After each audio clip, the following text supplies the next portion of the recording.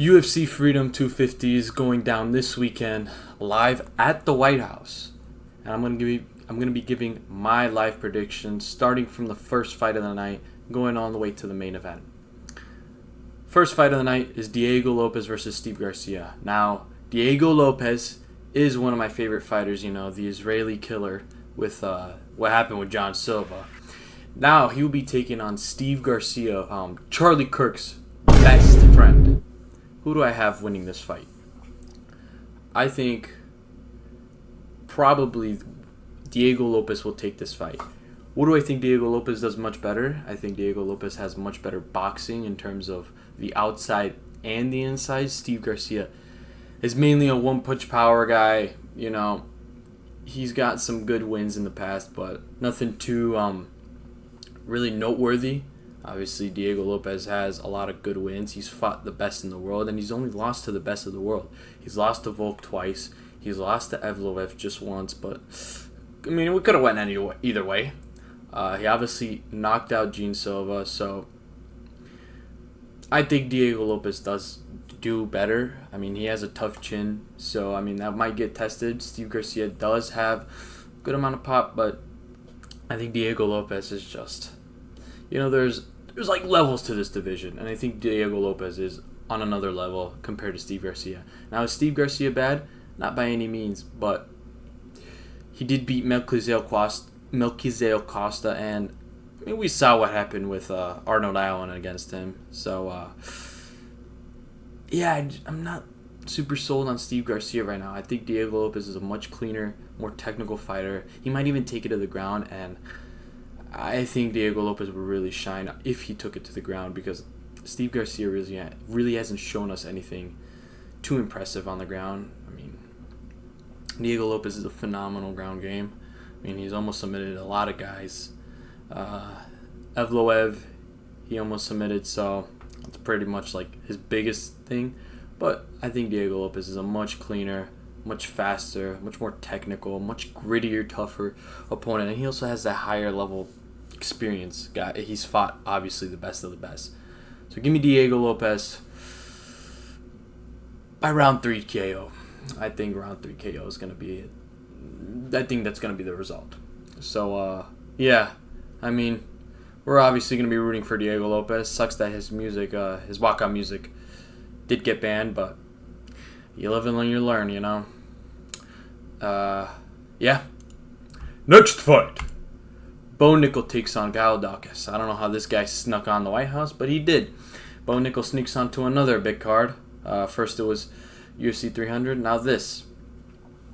Who do I think is going to win? Probably Bo Nickel. I think Bo Nickel's improved a lot. His last fight, obviously, he looked great. Hey, getting that head kick KO. Kyle Dawkins, I mean, he's not that great. He's a pretty mediocre opponent. I think Bo Nickel is just going to take him down, probably submit him. I don't like Bo Nickel, though. I don't think he is a top contender. He did lose to RDR in a pretty rememberable fashion, quitting on because of a knee to the body. So I think Bo Nickel does have enough to win this fight. Kyle Dawkins, I mean, he just shouldn't be fighting on this card, let's be honest. I mean, how did he even get on this card in the first place? Who knows?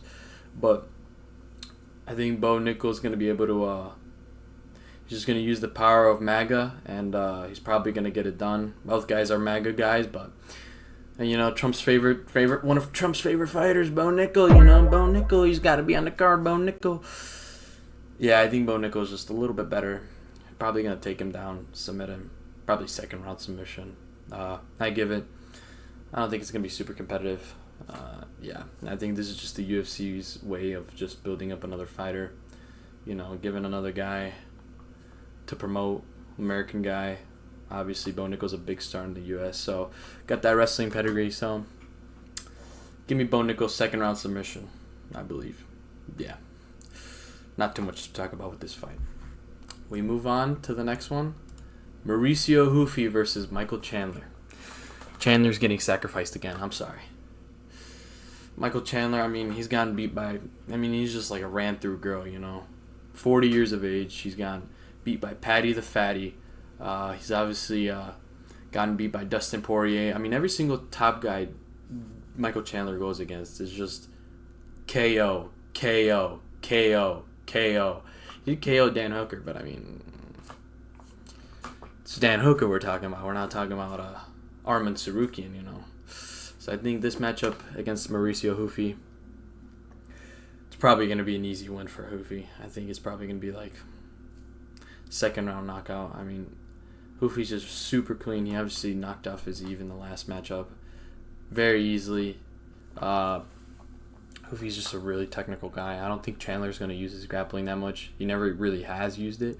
So, yeah, I think Hoofy's just going to beat him. Hoofy obviously had that big knockout last time. Michael Chandler is just a swing and a miss type of guy. So if he doesn't knock him out in the first round, it's pretty much over.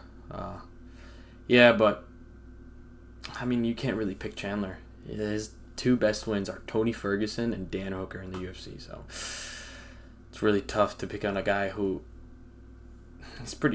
he's only fought top guys, sure, but he's lost to every single top guy in pretty decisive fashion. Hoofy's obviously riding that hot train right now, KOing Fiziev. Sure, he lost to Benoit, but I mean, he learned from that experience. He's still young, 29 years old. He's training with Volk. He's had big wins over him, obviously Fiziev and King Green. So, yeah, I think Hoofy's just a cleaner striker. Chandler's just going to swing, miss. He's going to get caught with a counter. And he's just going to get flatline KO'd. So, yeah, give me Mauricio Hoofy. Second round knockout. Yeah. Israel gets one for the book. Next up, Josh Hokett, Derek Lewis. Ooh, it's an interesting fight. Hokett, the younger guy, obviously had that battle with Curtis Blades. He's obviously been going at it with Chama, saying, Chama these nuts. And I think he's just going to beat Derek Lewis very decisively. Derek Lewis is 41. Derek Lewis just has zero grappling. So I think what Josh Hokett's pretty much going to do is just going to shoot in double leg, take Lewis to the ground, just ground and pound him a little, make him tired. He's going to gas out by the end of round one, and Hokett's probably going to finish him maybe late round one, early round two. Lewis has no gas tank. You can't say but Lewis knocked out Curtis Blades, and look how Hokett went to war with Curtis Blades. But I don't think the MMA math works like that, so Josh Hokett, I think he's cleaner on the feet. Yeah, he's a bit sloppy, but I do think he's slightly cleaner, way quicker than Derek Lewis. The only thing is the reach advantage is going to be a little big for Hokett, obviously, to Derek Lewis, but I don't think Lewis is that great. He'll get submitted easily. I think Hokett's just going to submit him easily. It's a pretty easy matchup for Hokett. The UFC's obviously trying to build him. Derek Lewis is a big name. Trump's favorite, Where's my favorite fighter? Where's my favorite fighter? Derek Lewis. He better be on the card. Just for him to get submitted. Yeah, this is just building up another UFC star. And, I don't think Derek Lewis really has the wrestling or the ground game to really give Hokett a challenge. Even on the feet, I don't think Hokett's that dumb to stand and bang with Lewis. And, so give me Josh Hokett by round one stoppage. Yeah. I think late round one stoppage, probably TKO on the ground. And then you can go on fight Chama these nuts, hopefully. And for maybe, for a number one contenders fight. Obviously they have Gane and Alex Pereira going at it later in the card, but give me Josh Hokett, late round one stoppage over Derek Lewis. The Blob's just not going to win this time. I think Josh Hokett's too young, too quick, too youthful, too filled of himself. And Hokett Mania is going to continue to roll. So, yeah. Next fight, Sugar Sean. Sugar Show! Sugar Show takes on Ariel Helwani, Ayman Zahabi.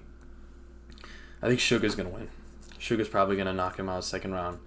Sugar's probably going to be way too quick. Ayman's not that impressive. He went to a fucking... Barely he beat Jose Aldo. Ayman Zahabi's not guy you're looking at as like, oh, he's a top contender. Sugar's obviously been in with the best of the guys. Peter Yan, Aljo, Cheeto, Marab twice. Even Song Dong beat. So I think if this fight's standing, Sugar's just going to be too quick, too powerful for Eamon. Eamon's not that great on the feet. He's probably going to try taking it to the ground. He's probably going to land a takedown maybe at the end of the round one, but Sugar's just going to piece him up on the feet. Same thing that happened with Jose Aldo. Sean's probably just going to tee off on him. And then late round 2, or mid to late round 2, Sugar's probably just going to like catch him with a shot. Eamon's going to drop. He's going to get finished, TKO'd. He's just way too quick. Sugar Sean is way too quick. Ariel Helwani, you know, he's going to try his best to take him to the ground. I don't think it's going to happen. I mean, you even look at the takedown accuracy, he's 14%. Sugar Sean's probably a better wrestler than him. Eamon's not really known as a wrestler, so he's known as a striker, and even then, he's not Sean O'Malley level striking, so I think the reach is going to be too big. The power and everything, speed and everything is just going to be on Sean O'Malley's side, and Sean's probably going to get a highlight reel KO. He's probably going to get the bonus. You know, let's hope that. Let's hope for the Sugar Show. But, yeah, Eamon, Ariel, he's just not going to have enough. And, you know, both Eamon and Ariel are going to be very sad about this.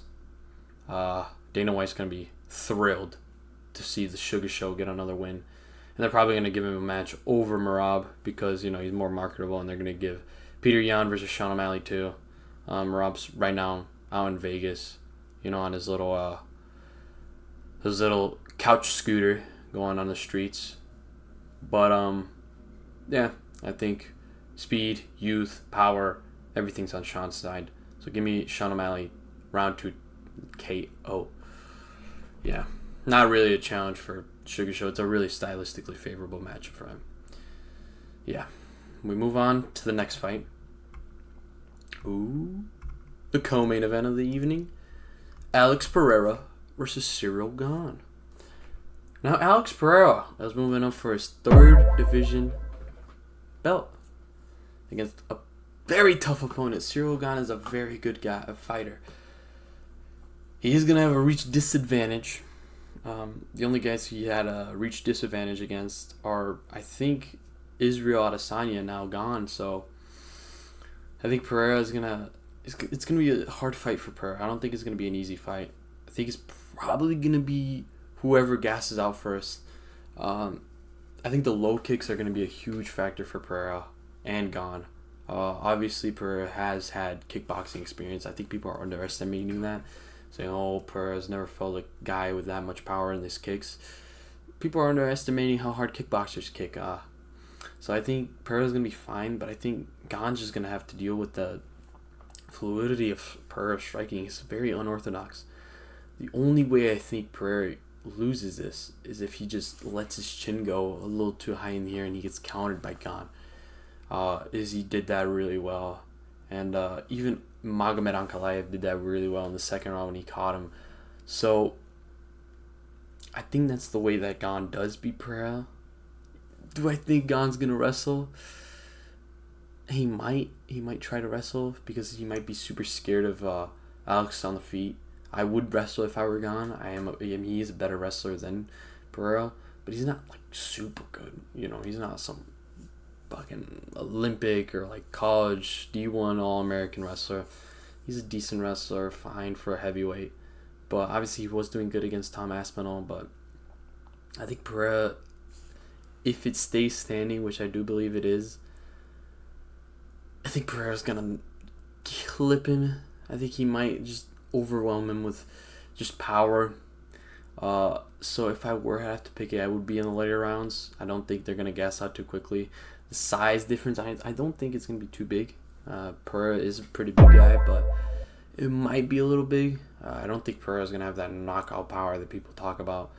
So I think it's just going to be a technique for technique. And if you go technique for technique with Pereira in kickboxing, I mean, it's a very, very difficult game to beat him in. So I would have to lean towards Alex Pereira maybe round 4 knockout. As long as it stays standing, you have to favor the guy with the glory kickboxing record, the guy who's knocked out everyone in his way for his entire UFC career. I mean, people have tried standing with him, who we said were good strikers, and have fell short. So, yeah, Pereira's probably going to win if it goes standing. Gane's probably going to win if he does decide to take it to the ground for a bit. I think that would be the best way. That Gane just take him to the ground, in the earlier rounds, or try to do what Magomed did and hold him against the cage, really wear him down, and then try to land your shots as much as you can. So, yeah, that's the only way I could see favoring Gane. I don't think he will do that. He might try to, but people are saying that, oh, look how good he did against Tom Aspinall. Pereira's different. He's not Tom Aspinall. Tom Aspinall, we've rarely seen him fight, in the octagon. Pereira's got this huge resume, so yeah, give me Alex Pereira. I think round 4 KO. I know I'm picking a lot of KOs, but I just think every single matchup is a very favorable matchup for all these guys to get a finish. And I think Pereira is probably going to get a finish if he doesn't get eye poked by the Cyril Gaininator. So yeah, just give me a round 4 TKO by Alex Pereira. And for the main event, Justin Gaethje, Ilia Topuria. Now, these guys have been going on Twitter. Justin obviously said, Ilia, I would have left you if I were your wife. Ilia said, I wouldn't take that. And now he's brought his dad into this. So I think this is getting very heated. I don't know why Justin Gaethje did that. That's a very dumb decision. I think Ilia is just going to knock him out. As I was saying, these guys have been going at it online very much. Ilia's obviously called out his dad. Justin called out, his wife, saying that, Ilia's a little bum. I would have left him too. I don't know why Justin stirred up that, this beef. I think it's a very dumb thing that Justin did, and I think Ilia's coming in with a very big chip on his shoulder to really knock Justin Gaethje out. I mean, he's just very angry with what he said, and if I were Justin, I would have kept that to myself. He did this with Charles, and look how Charles did him. So I think this fight stays standing. Ilia's just gonna knock him out. I think even on the ground, Ilia might take it to the ground, and Justin's just gonna get submitted on the ground. In terms of striking, Ilia is just a way better boxer, much slicker in terms of head movement and everything. Justin does throw a good head kick, but I think Ilia will see it and he'll block it. Justin keeps his head very, very centered, and if he does, he does duck down a lot. Shit, I can't speak. I think Ilia will probably read that, and he'll just throw a really good uppercut, catching Gaethje, probably flooring him. Ilia's just probably gonna tell him, hey, stand back up. Hey, man, he'll be like, you stand back up. And then Justin's going to stand back up, and then he's going to be a wall wobbled, and then boom, boom, Ilia's just going to throw a combination. Gaethje out on the floor. Ilia Topuria celebrating on the White House, knocking out the American. The Georgian Spaniard, or whatever the fuck there he is. He's probably going to get his hand raised. I mean, people are underestimating Ilia, saying, oh, he's only beaten Dunks, he's only fucking beat Dunks. He beat Volk, who reclaimed the belt. Max Holloway, who obviously beat Justin Gaethje not too long ago. And he beat Charles Oliveira, who's been doing very well for himself too. So, I think this is just an easy matchup for Ilia. If it stays standing, Justin's not that great of a striker. He's a very sloppy. He leaves his chin on the air very much. He overthrows a lot of his hooks. And Ilia is a very tight, crisp boxer. People are going to say, oh, well, Justin's going to throw his low kicks. Those low kicks aren't really going to do anything because Ilia throws very hard low kicks too. So they can really offset the balance of Justin Gaethje. He's also taken a lot more damage than Ilia has. So I think probably if I had to pick it, it might be a round 1 knockout. Round 2. Give me round 2. Round 2 knockout for Justin Gaethje. Justin Gaethje gets knocked out. Ilia Topuria is going to knock out Justin Gaethje round 2, probably. I think it's just going to be a very simple, jab. Gaethje's going to cover up. He's going to duck down. He's going to throw an uppercut. Boom. He's going to floor Gaethje. Hammer fist. Referee calls it. Trump's screaming. He's like, whoa! Dana White's like, let's go! Whole White House is erupting, and everyone's going nuts. Ilya's the world champion. And then Ilya's probably going to call out Arman, or maybe Islam. He'll be like, Islam, you have to fight someone. Let's give the people what they want. And Arman's going to be like, oh, Ilya's ducking me, and this and that. And Ilya's not ducking you, Arman. You've just been going around fucking doing shit with Nina, so nobody gives a shit about you, Arman. You lost the Gamrot, so cry about it. You barely beat Charles, and look how Ilya did Charles. I know MMA math doesn't work like that, but Ilya is a one in a lifetime type of fighter. Arman Tsarukyan is just a good wrestler. I mean, people are saying, "Oh, look how good Arman's wrestling is. He's gonna give Ilya problems." Arman's only beat, pretty much shitters in RAF. He's beat who? Uriah Faber. Come on. Ilya's just gonna beat Arman. Arman's striking is really not that well. Ilya has really good grappling too. So if that fight were to happen after this, Ilya's probably gonna win. And then he's probably gonna move up. I don't think he should move up, but that's a story for a different time. Give me round 2, Ilya Topuria to knock out Justin Gaethje. Yeah, Justin Gaethje, he had a fucking war with Paddy Pimblett, so I don't know why people are even giving him a chance.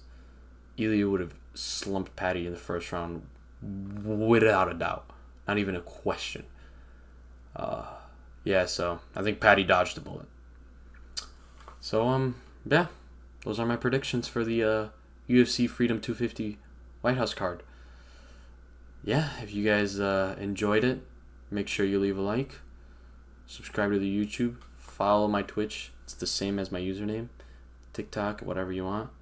And I'll hopefully go perfect on these predictions. Thank you. And let's go Ilya Topuria, Sean O'Malley, and the Israeli killer, Diego Lopez.